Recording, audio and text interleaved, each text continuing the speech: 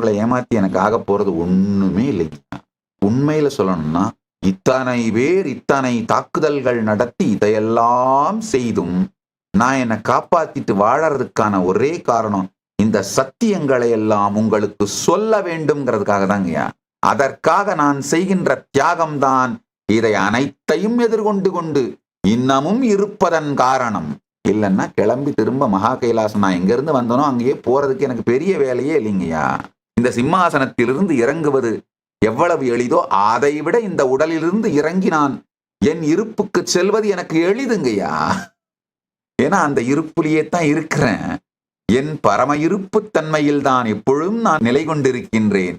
அதற்கு மீண்டும் திரும்புவது எனக்கு பெரிய வேலையே இல்லைங்கய்யா.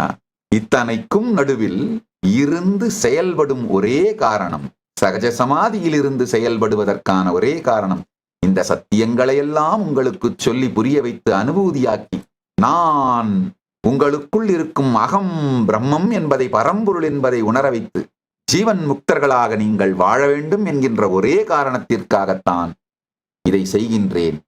கைலாசவாசியாக இப்போதே பதிவு செய்யுங்கள். சேனலை சப்ஸ்கிரைப் செய்யுங்கள்.